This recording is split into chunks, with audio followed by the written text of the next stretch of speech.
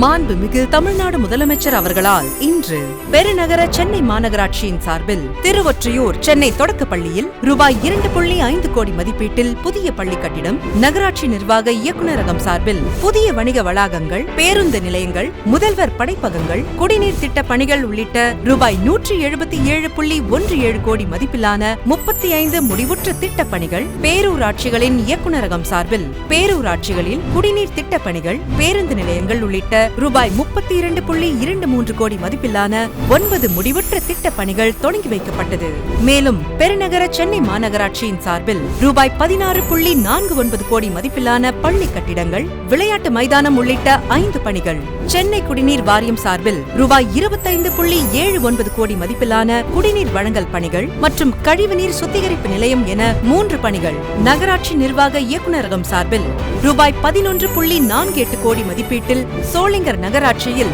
சுத்திகரிப்பு நிலையம் உள்ளிட்ட பணிகளுக்கு அடிக்கல் நாட்டப்பட்டது. இவ்வாறு நகராட்சி நிர்வாகம் மற்றும் குடிநீர் வழங்கல் துறையின் சார்பில் மொத்தம் ரூபாய் 268.948 கோடி மதிப்பிலான 45 முடிவுற்ற திட்ட பணிகளை தொடங்கி வைத்து 9 புதிய திட்ட பணிகளுக்கு அடிக்கல் நாட்டி 28 புதிய வாகனங்களை தொடங்கி வைத்து சிறப்பித்த மாண்புமிகு தமிழ்நாடு முதலமைச்சர் அவர்களுக்கு நெஞ்சார்ந்த நன்றியினை தெரிவித்துக் கொள்கிறோம்.